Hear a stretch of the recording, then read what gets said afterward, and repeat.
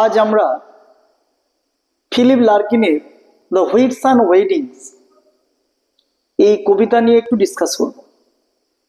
আমরা মূলত এই কবিতার মূল বিষয়বস্তু এবং ক্রিটিক্যাল অ্যানালাইসিস এই বিষয়টা নিয়ে আমরা আলোচনা করব। ওকে, তা আমরা সর্বপ্রথমে আমাদের কিন্তু এই হুইটস অ্যান্ড ওয়েডিং এই কবিতার নামকরণ সম্পর্কে আমাদের কিন্তু বুঝে নিতে হবে। দ্য হুইট সান, এটা হচ্ছে হুইট সানডে এর অ্যাব্রিভিয়েশন বা সংক্ষিপ্ত রূপ। তাহলে এবার আমাদের বুঝতে হবে যে হুইট সানডে কি না। খ্রিস্টানদের একটা বড় উৎসব হচ্ছে ইস্টার। ইস্টার উদযাপনের পরের 7 নম্বর সানডেকে বলা হয় হুইট সানডে। ওকে, তাহলে হুইট সানডে ওয়েডিং, তাহলে হুইট সানডে সম্পর্কে বোঝা গেল। এবার পরের পার্ট হচ্ছে ওয়েডিং।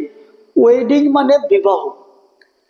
ওকে, তা এই যে হুইট সানডে এই দিনটার একটা বিশেষত্ব কি না, এই দিনটার একটা বিশেষত্ব হচ্ছে যে ইংল্যান্ডে, লন্ডনে বিশেষ করে এই দিনটাতে অর্থাৎ হুইট সানডে সেই দিনে কি করা হয় না, সরকারের তরফ থেকে বিয়ের যে কর, বিয়ের করটা মকুব করে দেওয়া হয়। সেই কারণে প্রচুর পরিমাণে বিয়ে সেই দিন সংগঠিত হয়। তা এই যে এই ব্যাপারটাকে এখানে কিন্তু স্যাটায়ার করেছে Philip Larkin. Actually whit Sunday wedding এটা হচ্ছে একটা জার্নি। সেই জার্নিটা করছে এই কবিতার যে ন্যারেটর, তোমরা বলতে পারো সেটা ফিলিপ লার্কিন নিজে। ফিলিপ লার্কিন নিজে সে যাচ্ছে কোথা থেকে, ট্রেনে চড়ে যাচ্ছে লন্ডন থেকে হালের দিকে যাচ্ছে। ওকে, এবং তার এই যাত্রাপথের বিবরণ যেমন এই কবিতায় রয়েছে, তেমনি সে রাস্তায় যেতে যেতে মানে বিভিন্ন স্টেশনে মানে যে বিয়ে অনুষ্ঠিত হচ্ছে, যে বিয়ে হচ্ছে সেই ব্যাপারটা সে কিন্তু দেখতে পায়। ওকে, তাই আমরা বলবো এই যে বিয়ে দেখছে এবং বিয়েকে সে স্যাটায়ার করছে, যারা বিয়ে করছে তাদের আমরা দেখবো যে প্রথম দিক থেকে সে কিন্তু এদেরকে স্যাটায়ার করছে, তবে একদম শেষ দিকে সে কি করবে, সে বিয়ের প্রতি তার কিন্তু দৃষ্টিভঙ্গি সম্পূর্ণ চেঞ্জ হবে এবং বিয়ের যে দরকার, যে প্রয়োজনীয়তা সে সম্পর্কে সে স্বীকার করবে, বিয়ের প্রয়োজনীয়তা আছে। তাহলে আমরা দেখছি যে মূলত এটা একটা ট্রেন জার্নি হলেও এই কবিতাটা কিন্তু শুধুমাত্র ট্রেন জার্নি সম্পর্কে নয়। মূলত এই কবিতাটা হচ্ছে বিয়ে সম্পর্কে ফিলিপ লার্কিনের যে দৃষ্টিভঙ্গি প্রথম দিকে ছিল এবং শেষে বিয়ে বা ম্যারেজ সম্পর্কে তার কি দৃষ্টিভঙ্গি হলো, অর্থাৎ বিয়ে বা ম্যারেজ সম্পর্কে ফিলিপ লার্কিনের যে দৃষ্টিভঙ্গির পরিবর্তন, এটাই কিন্তু হচ্ছে এই কবিতার মূল বিষয়বস্তু। ওকে, এবার আমরা একটু ইলাবোরেটলি এই বিষয়টাকে দেখে নেব। তা এই আমরা দেখব যে কবি 1:20 ট্রেনে চেপেছেন, তার গন্তব্যস্থল হচ্ছে হাল, লন্ডন থেকে হাল যাবে। 1:20 ট্রেনে চেপেছেন, ট্রেনের অধিকাংশ আসনই ফাঁকা, প্রায় 75% আসন ফাঁকা।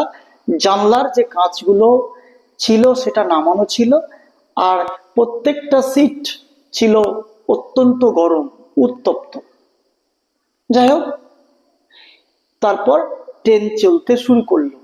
কবিরা বিভিন্ন পথ ঘাট, বিভিন্ন ঘর বাড়ি, রাস্তার মধ্যে দাঁড়িয়ে থাকা কালো কাঁচ লাগানো গাড়ি ইত্যাদি অতিক্রম করে, মাছের বন্দর, বিভিন্ন নদী নালা, মাঠ, সিনেমার হল, এগুলো অতিক্রম করে। এবং অতিক্রম করার পরে একটা স্টেশনে কবি কিছু মানুষের চিৎকার চিৎকার কোলাহল শুনতে পায়। প্রথমে ভেবেছিল এই চিৎকার কোলাহল হচ্ছে কুলিদের, কিন্তু পরে সে জানতে পারে যে এই চিৎকার চেঁচামেচি কিন্তু কুলিদের নয়, কারণ সে নিজের চোখে দেখেছিল যে স্টেশনে স্টেশনে প্রচুর পরিমাণে বিয়ে হচ্ছে। তাই এই বিয়ের জন্য তো কিছু একটা চিৎকার চেঁচামেচি বা কোলাহলের সৃষ্টি হবেই। তাই এই কোলাহলের মূল কারণ ছিল কিন্তু এই বিয়ের অনুষ্ঠান। কবি বা এখানকার ন্যারেটর সে স্টেশনে স্টেশনে লক্ষ্য করছে যে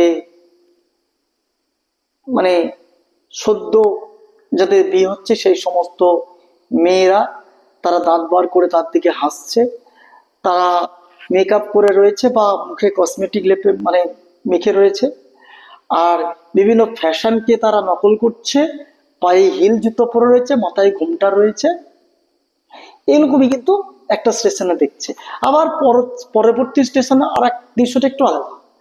সেখানে দেখছে যে এই যে যাদের বিয়ে হচ্ছে সেই সমস্ত মেয়েদের বাবাদেরকে দেখতে পাচ্ছে যে তাদের বাবাদের পেটটা মোটা, তাই পেটটা এতটাই মোটা যে ধরে রাখতে মানে ঠিক থাকছে না, সেই কারণে বেল্ট দিয়ে বেঁধে রাখা হচ্ছে।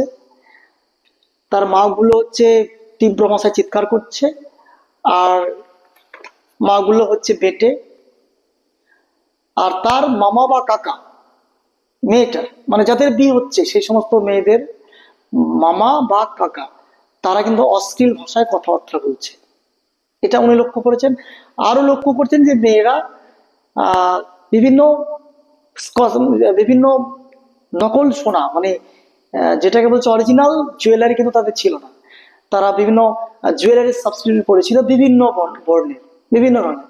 এবং এই যে তাদের যে পোশাক বা যে সাজগোজ, এটাই কিন্তু এই মেয়েদেরকে অন্যান্য মানুষদের থেকে স্টেশনে কিন্তু এদেরকে আলাদা করেছিল।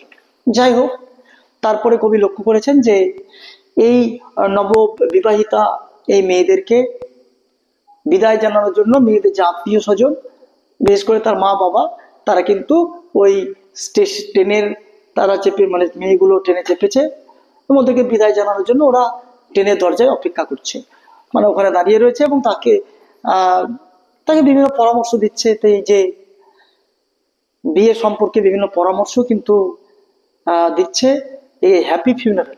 আর একটা কথা বলি যে এই বিয়ে সম্পর্কে কিন্তু বা কবির এই যে বর্ণনাগুলো, তোমরা বর্ণনাগুলো দেখে বুঝতে পারছো যে বিয়েকে কবি তাচ্ছিল্য ভাব মনে করছে এবং সে কিন্তু ঘৃণার চোখে দেখছে। সে কারণে কবি এই জায়গাটায় বলছে তার মা অর্থাৎ মেয়েগুলির মা যখন তার মেয়েদেরকে এই বিয়ে সম্পর্কে বা যখন বরের বাড়ি যাচ্ছে মেয়েগুলো শ্বশুর বাড়ি যাচ্ছে তখন কিছু পরামর্শ দিচ্ছিল। তা এই প্রসঙ্গে কবি কিন্তু কি বলছে, বিয়েকে হ্যাপি ফিউনারাল বলছে। কেন বলছে না, তার মত অনুসারে যে বিয়ের প্রথম প্রথম যদি অনেক সুখ স্বচ্ছন্দ থাকে ঠিকই, কিন্তু এই সুখ স্বচ্ছন্দ বেশি দিন টেকে না, খুব তাড়াতাড়ি এই সুখের কিন্তু মৃত্যু ঘটে এবং এর পরিবর্তে দুঃখ আসে। সে কারণে বিয়েকে কবি হ্যাপি ফিউনারাল বলছে। এবং কবি আর একটা কথা বলেছে যে বিয়ে হচ্ছে রিলিজিয়াস উন্ডিং। রিলিজিয়াস মানে একটা ধর্মীয় মতে বিয়েটা করা হয় সেই কারণে রিলিজিয়াস, আর উন্ডিং মানে আঘাত, মানে ধর্মীয় মতে বিয়েটা করা হয় সেই কারণে রিলিজিয়াস, এবং এই বিয়ে করলে পরে কিন্তু এর আঘাত ভোগ করতেই হবে বা সহ্য করতেই হবে কবির মত অনুসারে।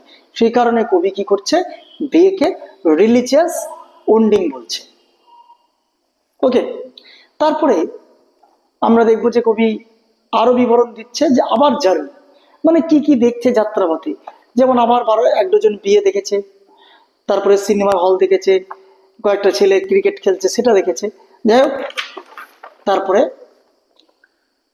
কবি যখন দেখলো যে স্টেশনের কাজ আর একটা শেষ স্টেশনে চলেছে, তার গন্তব্যস্থলে যে স্টেশন, সেই স্টেশনে যখন পৌঁছালো তখন সে বুঝতে পারছে যে কি করে বুঝলো স্টেশনে পৌঁছে যায়, না ট্রেনের যে গতি বা যে আওয়াজ, সে আওয়াজটা কিন্তু চেঞ্জ হলো এবং ধীরে ধীরে ট্রেনটা বন্ধ হয়ে এলো, মানে